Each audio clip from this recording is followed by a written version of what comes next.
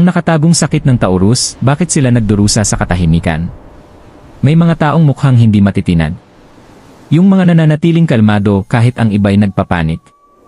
Yung mga patuloy na umingiti kahit paulit-ulit silang binibigo ng buhay. Ngunit kung titignan mo ng mabuti talagang mabuti, mapapansin mo ang kalungkutan na nakatago sa likod ng kanilang matatag na mga mata. Ang taong iyon ay madalas na isang Taurus. Sila ang tahimik na mandirigma ng zodiac. Nakikipaglaban sa mga laban na walang nakakakita. Nagdadala ng sakit na walang nagtatanong. At nabubuhay sa mga bagyong hindi nila ikinukwento. Ang isang Taurus ay gigising araw-araw na nagpapanggap na okay lang sila. Kahit ang kanilang puso ay parang pumuputok sa sakit. Makikinig sila sa problema ng lahat. Kahit walang nakikinig sa kanila. Magbibigay sila ng pagmamahal na malalim, tapat at walang kondisyon. Kahit kalahati lamang ng nararapat sa kanila ang kanilang natatanggap. At ang pinakamasakit na katotohanan, ang isang Taurus ay hindi nasisira sa harap ng iba. Sila'y nasisira ng mag-isa. Sa dilim. Sa katahimikan. Sa mga sandaling walang makakaalam kailanman. Dahil sa kanilang paglalakbay, natutunan nilang mapanganib ipakita ang sakit. Na ang pagiging marupok ay nagdadala ng pagkadismaya. At kung hindi sila mananatiling matatag, wala nang ibang gagawa para sa kanila. Ngayon binubuksan natin ang pinto sa sakit na kanilang itinatago. Ngayon inihahayag natin kung bakit ang Taurus ay nagdurusa ng tahimik. Maligayang pagbabalik mga kaibigan. Ngayon, tatalakayin natin ang isang bahagi ng Taurus na bihira lamang makita ng iba, ang kanilang tahimik na pagdurusa. Sa labas, mukhang kalmado, mahinahon at matatag sila. Sila ang inaasahan ng lahat, ang matatag na haligi ng pamilya, ang kaibigan na laging nakikinig. Ngunit sa likod ng kanilang matatag na anyo, nagtatago ang isang mundo ng emosyon na bihira nilang ibahagi. Sa kulturang Pilipino, hinahangaan natin ang pasensya, katapatan, at lakas, at taglay ito ng Taurus. Tahimik nilang hinaharap ang mga pagsubok, nagsasakripisyo para sa mga mahal nila, at itinatago ang kanilang damdamin upang hindi maging pabigat sa iba. Ngunit ang patuloy na pagpapakatatag na ito ay maaaring maging mabigat sa kanilang puso. Sa video na ito, susuriin natin ang nakatagong sakit ng Taurus, kung bakit nila pinipiling magdusa ng tahimik, at kung paano ang kanilang tahimik na lakas ay nagtatakip sa pinakamalalim nilang emosyonal na pakikibaka. Part 1, ang kalmadong ipinapakita, ang bagyong itinatago.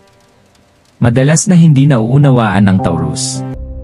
Nakikita sila ng iba bilang kalmado, mahinahon, at matatag, ngunit iyon ay nasa ibabaw lamang.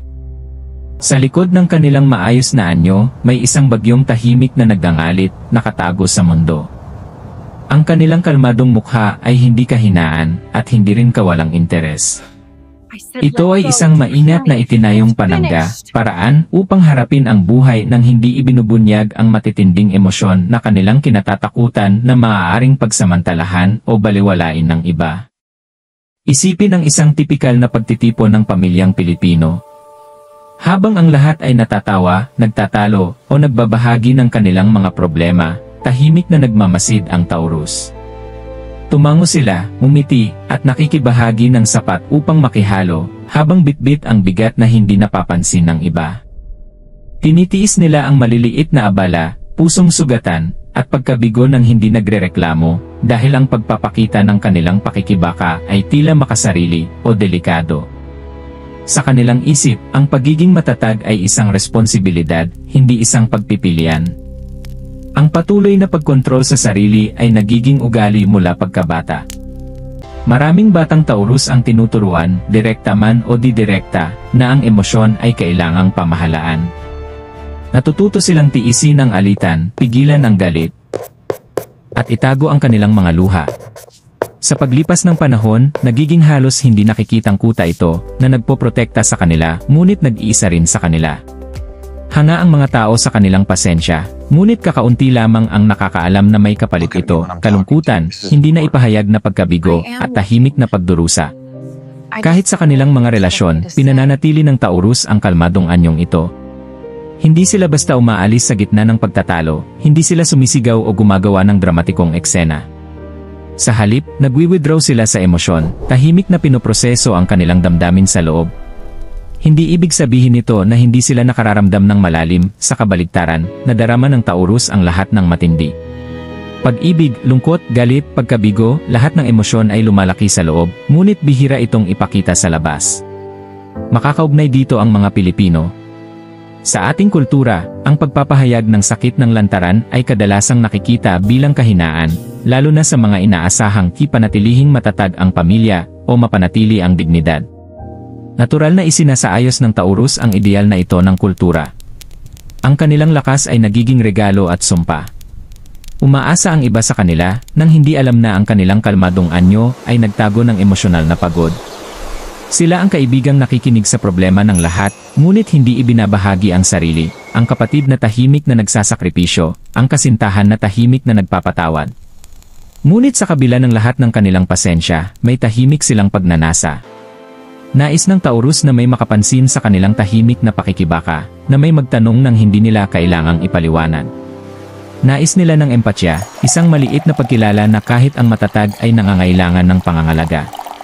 Ngunit sa halip na humingi ng pansin, patuloy silang nagtiis, naniniwala na ang tahimik na pagdurusa ay mas marangal, mas ligtas, o simpleng hindi maiiwasan. Ito ang paradoksa ng Taurus, nakikita ng mundo ang isang maayos at maaasahang tao, ngunit kakaunti lamang ang nakakasaksi ng bagyo sa loob.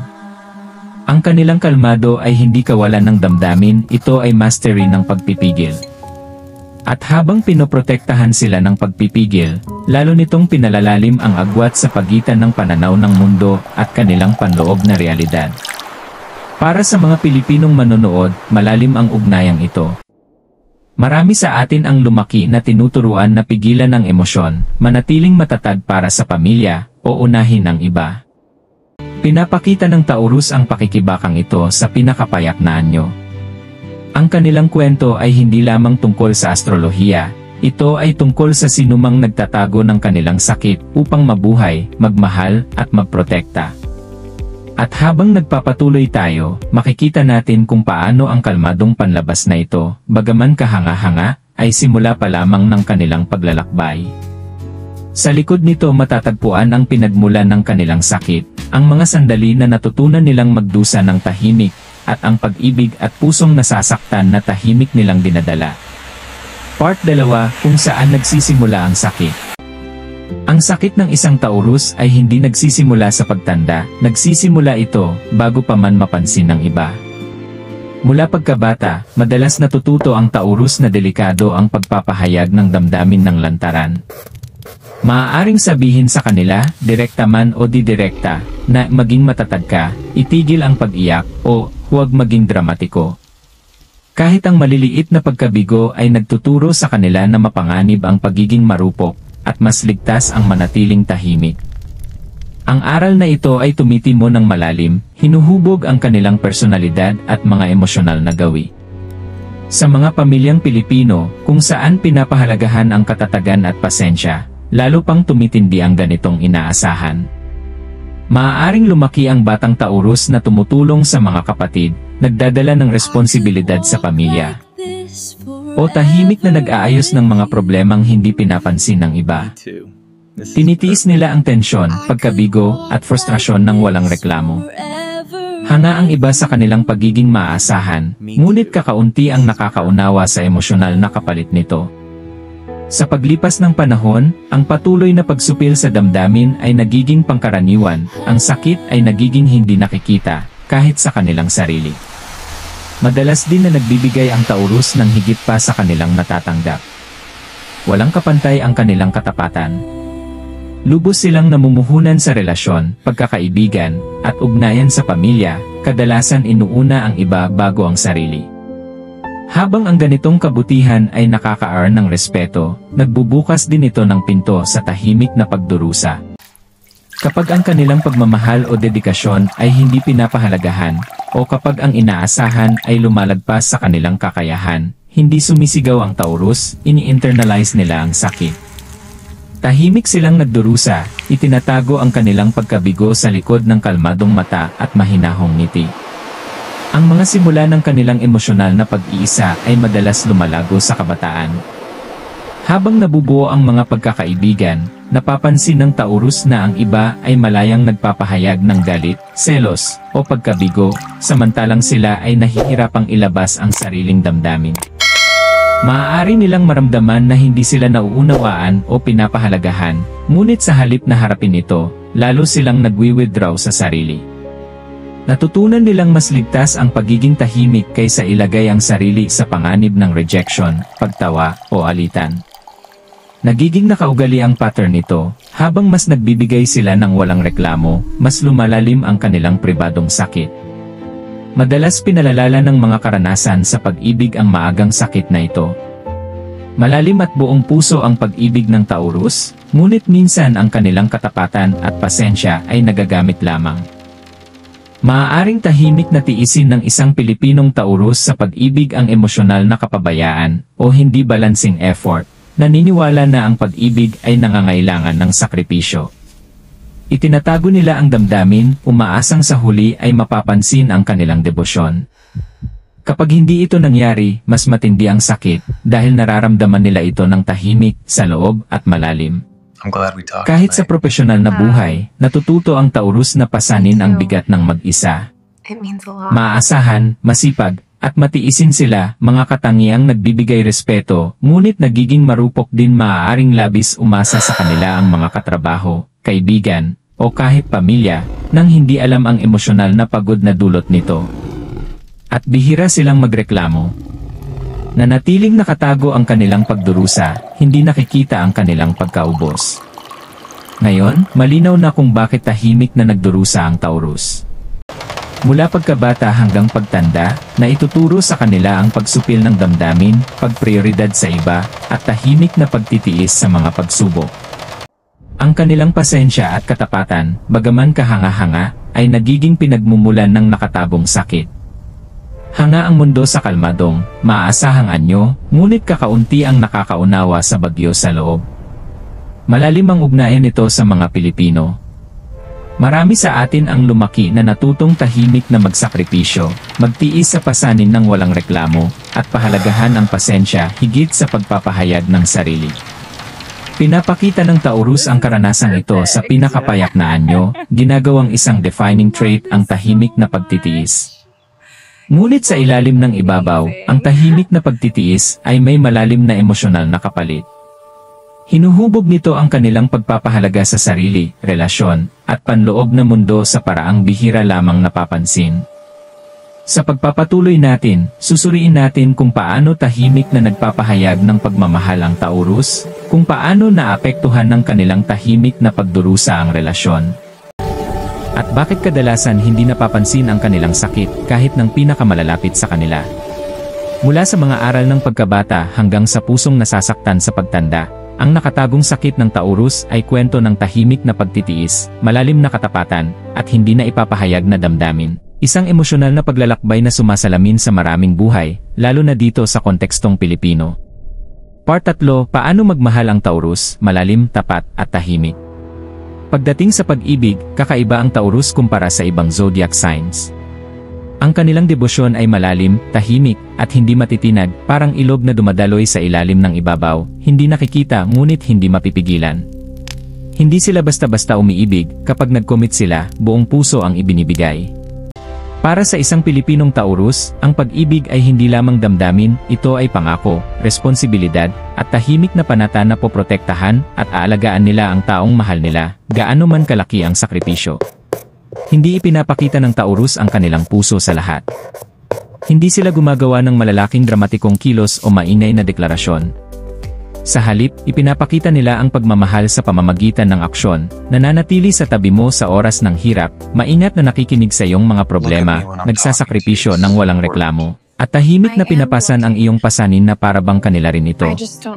Sa kulturang Pilipino, kung saan pinapahalagahan ang katapatan at pagiging maalalahanin, ito ang dahilan kung bakit tila perpekto ang Taurus. Sila ang partner na ninanais ng lahat, maaasahan, matiisin, at tapat ng higit pa sa salita. Ngunit ang ganitong malalim na katapatan ay may nakatagong kapalit. Madalas nagbibigay ang Taurus ng higit pa sa kanilang natatanggap. Tahimik silang nagpapatawad, tahimik na nagtitiis, at umaasang mapapansin ang kanilang pagsisikap kahit bihira itong mapansin. Sa mga relasyon, maaaring magdulot ito ng emosyonal na hindi pagkakapantay-pantay. Maaaring baliwalain ng kanilang partner ang debosyo. Hindi alam ang lalim ng sakripisyong nagaganap sa likod ng kalmadong anyo. Maaaring patuloy na magbigay ang isang Pilipinong Taurus, natatakot sa alitan o naniniwalang ang pag-ibig ay nangangailangan ng pasensya at pagtitiis, kahit pa sa kapinsalaan ng sariling kaligayahan. Tahimik ngunit malalim ang sakit ng puso ng Taurus. Kapag hindi nasusuklian o binabaliwala ang kanilang pagmamahal, hindi sila sumisigaw o gumagawa ng eksena. Sa halip, ini-internalize nila ang sakit, nararamdaman ito ng malalim sa puso habang nananatiling maayos sa panlabas. Dahil dito, kadalasang hindi nakikita ang kanilang heartbreak, ngunit hindi ito nagiging mas maliit o hindi totoo. Tahimik nilang tinitiis ang kirot, umaasang balang araw ay mauunawaan o mapapahalagahan ang kanilang katapatan at pasensya. Pinahahalagahan din ng Taurus ang emosyonal na katatagan higit sa lahat. Iniiwasan nila ang hindi kinakailangang drama, at mas pinipili ang consistency, pagiging maasahan, at tiwala. Para sa isang Pilipinong Taurus, ang pag-ibig ay kadalasang kaakibat ng responsibilidad, alaga sa pamilya, pagtupad sa mga pangako, at pagtiyak na ligtas at komportable ang kanilang partner. Ang ganitong damdaming tungkulin ay nagpapalalim sa kanilang pagmamahal, ngunit nagdadala rin ito ng pressure. Maaaring itago nila ang sariling pangangailangan o damdamin upang mapanatili ang pagkakasundo, tahimik na isinasakripisyo ang sariling emosyonal na kaginhawaan para sa relasyon. Ang tunay na kahanga-hanga sa Taurus ay ang kanilang tibay sa pag-ibig. Kahit nasasaktan, hindi sila madaling sumusuko. Ang kanilang katapatan ay hindi bulag, sinusubok at hinuhubog ito sa paglipas ng panahon. Ngunit sila rin ay maingat. Kapag nasira ang tiwala, napakaraming pagsisikap at pasensya ang kailangan upang muling itayo ito. Ang sugat mula sa hindi napapahalagahang pag-ibig ay maaaring tumagal ng habang buhay, tahimik na hinuhubog kung paano nila haharapin ang mga relasyon sa hinaharap. Dahil dito, bihira ang Taurus na padalos-dalos sa pag-ibig, natutunan nila mula sa karanasan na ang tunay na koneksyon ay nangangailangan ng lalim, pasensya, at pag-unawa. Makaka-relate ang mga Pilipinong manonood sa tahimik na pagtitiis sa pag-ibig na ito. Marami sa atin ang nakaranas ng relasyon kung saan inaasahan ng pasensya, katapatan, at tahimik na sakripisyo, ngunit bihira itong napapansin. Natural na ipinapakita ng Taurus ang realidad na ito. Itinuturo nila sa atin na ang pag-ibig ay hindi laging maingay. Minsan, ang pinakamalalim na damdamin ay naipapahayag sa katahimikan, sa maliliit na kilos, at sa walang hanggang presensya ng isang taong ayaw kang iwanan, gaano man kalakas ang bagyo sa buhay. At gayunpaman, ang pinakamalaking trahedya ng Taurus ay maaaring hindi mapansin ang kanilang pagmamahal hanggang sa huli na. Hanga ang mga tao sa kanilang pagiging maaasahan at pasensya, ngunit nabibigo silang makita ang lalim ng emosyon sa likod ng bawat sakripisyo. Dahil dito, ang kanilang heartbreak ay hindi nakikita, ang kanilang pagdurusa ay hindi nasasabi, at ang kanilang katapatan ay tahimik na sinusubok. Ang tahimik na sakit na kanilang dinadala para sa pag-ibig ay nagiging nakatagong bagyo, na humuhubog sa kanilang puso, mga desisyon, at relasyon. Sa pagpapatuloy natin, tatalakayin natin kung paano nararanasan ng Taurus ang sakit hindi lamang sa pag-ibig, kundi pati na rin sa mga kaibigan, pamilya, at mga taong pinagkakatiwalaan nila. Makikita natin kung bakit kahit ang pinakamalalapit nilang kasama ay minsang hindi napapansin ang tahimik nilang pagdurusa, at kung bakit ang ganitong emosyonal na pagtitiis, kahanga-hanga sa panlabas, ay madalas may malaking personal na kapalit. Part 4. Paano nasasaktan ang Taurus sa kaibigan, pamilya, at kasintahan? Ang Taurus ay may pusong nilikha para sa katapatan, pasensya, at malasakit, ngunit ang pusong ito mismo ang madalas nagiging pinagmumulan ng kanilang nakatagong sakit. Tahimik silang nagbibigay, malalim ang pagmamahal, at walang sawang sumusuporta, ngunit bihira itong napapansin ng mundo. Sa kulturang Pilipino, kung saan malakas ang ugnayan ng pamilya at komunidad, ito ay nagiging higit na hamon. Madalas ang Taurus ang tahimik na haligi, tumutulong sa lahat, nagsasakripisyo para sa iba, at bihirang humingi ng kahit ano kapalit. Ngunit kahit ang pinakamalalapit sa kanila ay maaaring hindi sinasadyang saktan sila sa paraan na tahimik nilang tinitiis. Maaaring baliwalain ng mga kaibigan ang kanilang kabutihan. Ang Taurus ang tao na sinasaligan ng lahat, ang nakikinig, nag-aayos ng problema, at mahinahong tinig sa gitna ng kaguluhan. Ngunit kapag hindi nasusuklian ng mga kaibigan ang kanilang malasakit o binabaliwala ang kanilang damdamin, hindi sila agad nakikipagtalo. Sa halip, ini-internalize nila ang pagkadismaya, tahimik na nasasaktan habang patuloy na nagbibigay ng suporta. Tinitiis nila ang maliliit na pagtataksil, hindi pagkakaintindihan, at kapabayaan ng walang reklamo, naniniwala na mas mahalaga ang pagpapanatili ng pagkakasundo kaysa ipahayag ang sariling sakit. Ang pamilya rin ay maaaring maging pinagmumulan ng tahimik na pagdurusa. Madalas nararamdaman ng Taurus ang responsibilidad na panatilihin ang pamilya sa pagkakaisa. Sa mga pamilyang Pilipino, kung saan pinapahalagahan ang respeto, tungkulin, at katapatan, lalong lumalaki ang ganitong pasanin. Tahimik nilang pinapasan ang pinansyal na pressure, emosyonal na bigat, at mga alitan sa pamilya, bihirang ipahayag ang sariling pakikibaka. Kahit kapag hindi sinasadyang binabaliwala ng pamilya ang kanilang pasensya, nananatiling kalmado ang Taurus, tinatanggap ang stress nang hindi nagpapakita ng frustrasyon. Sa paglipas ng panahon, nagiging parang pressure cooker ang kanilang emosyon, isang build-up ng damdamin na hindi nila pinapayagang mailabas. Pinalalala ng mga romantikong relasyon ang mga hamong ito.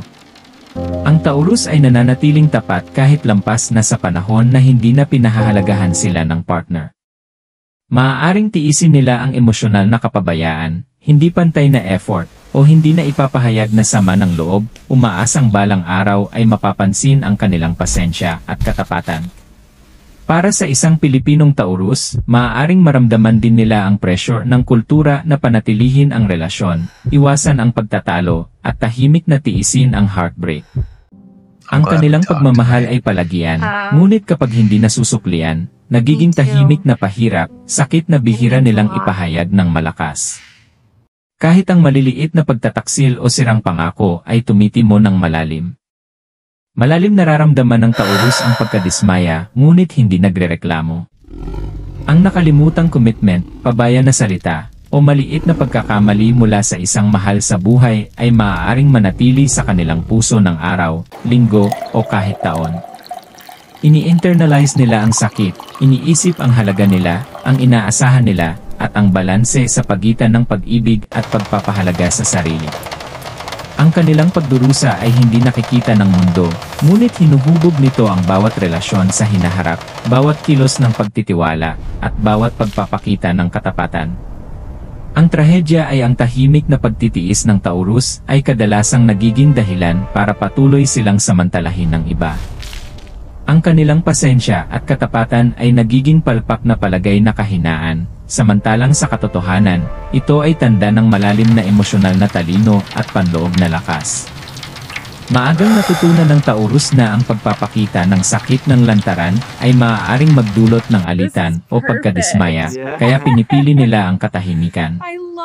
Hindi ito kawalan ng damdamin, ito ay sinadyang kilos ng pagpapanatili sa sarili. Makaka-relate dito ang mga Pilipinong manonood. Marami sa atin ang tahimik na nagmahal, walang sawang sumuporta, at isinakripisyo ang sariling kaginhawaan para sa iba. Buong buo ipinapakita ng Taurus ang karanasang ito, ipinapakita sa atin ang kagandahan at panganib ng walang sawang katapatan. Itinuturo nila ang isang mahalagang aral, kahit ang pinakamalalakas na puso ay nangangailangan ng pangangalaga, pag-unawa, at pagkilala. Sa pagpapatuloy, mararating natin ang punto kung saan hindi na kayang pigilan ng tahimik na pagtitiis ng Taurus ang sarili, ang sandali kung kailan bumibitak ang kanilang kalmadong mukha, at sa wakas ay sumabog ang nakatabong bagyo. Ang sandaling ito ng pagkabali ay parehong nakakasakit at nagbubunyag, ipinapakita ang lalim ng kanilang emosyon at tindi ng kanilang nakatabong sakit. Part 5, ang sandali ng pagkabali, kapag sa wakasan bumabagsak ang Taurus.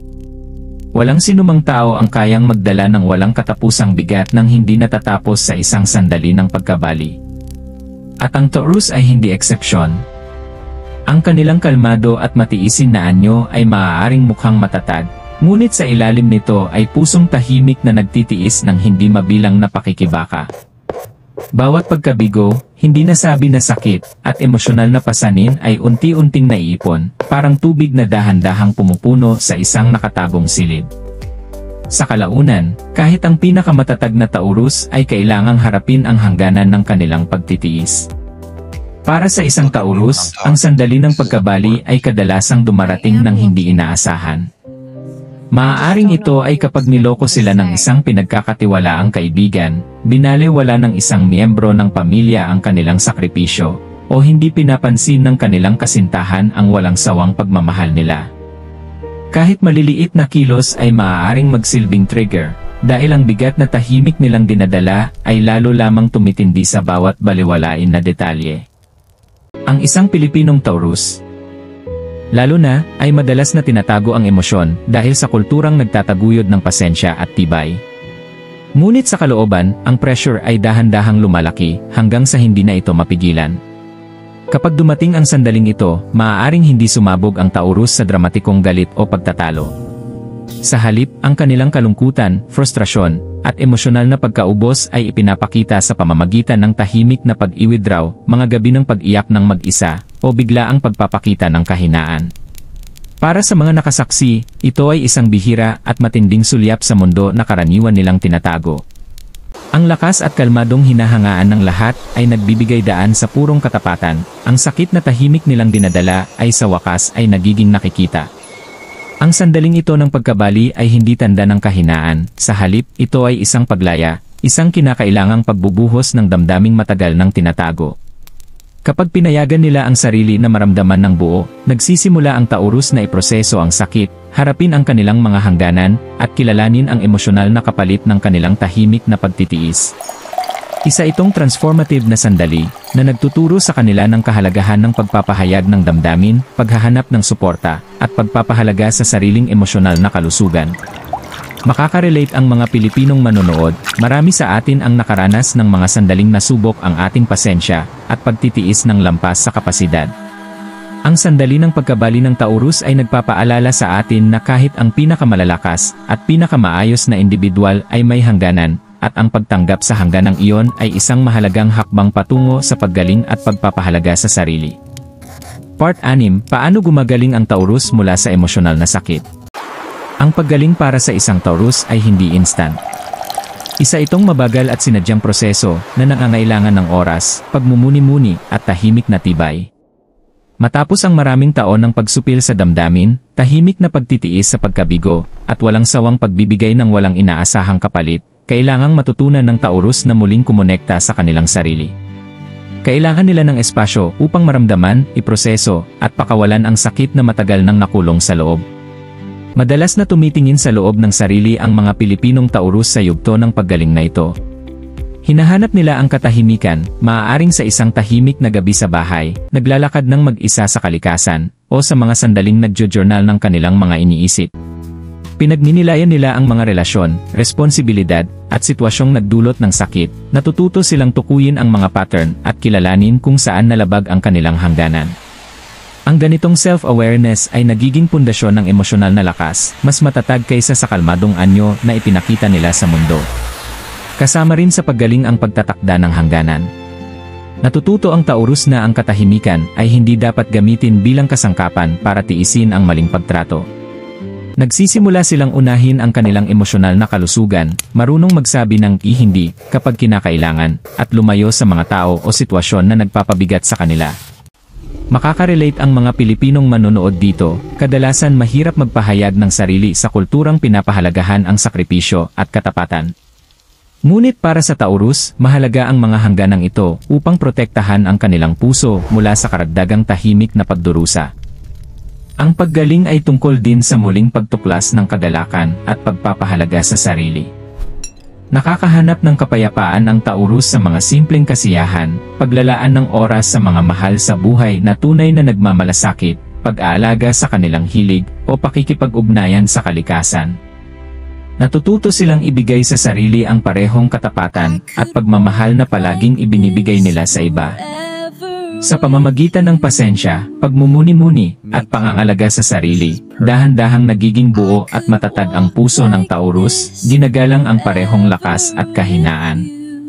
Sa huli, itinuturo sa atin ng Taurus ang isang mahalagang aral. Ang emosyonal na sugat ay maaaring gumaling, ngunit lamang kung bibigyan natin ang ating sarili ng espasyo upang maramdaman, magnilay, at unahin ang sariling kabutihan. Ang kanilang paglalakbay ay nagpapaalala na ang tunay na lakas ay hindi lamang sa tahimik na pagtitiis, ito ay nasa pagtanggap sa sakit, pagbibigay daan sa paggaling, at pagkatutong mahalin ang sarili ng kasing tindi ng pagmamahal na ibinibigay nila sa iba. Part 7, isang direktang mensahe para sa Taurus. Para sa bawat Taurus na nanonood nito, nakikita kita. Nakikita ko ang bigat na tahimik mong dinadala, ang mga sakripisyong ginagawa mo ng walang reklamo, at ang pagmamahal na ibinibigay mo ng malalim na kadalasan ay hindi napapansin. Tahimik mong tiniis ang mga hirap, tahimik mong tiniis ang pagkasawi sa pag-ibig, at patuloy na ipinapakita ang lakas kahit nasasaktan ang puso mo. At para doon, karapat-dapat kang mapansin, kilalanin, at pahalagahan. Ayos lang na pagod ka. Ayos lang na umiyak ka kapag walang nakatingin. Ayos lang na aminin na minsan, sobrang bigat ng mundo. Ang pagiging matatag ay hindi nangangahulugang kailangang magdusa ka ng mag-isa.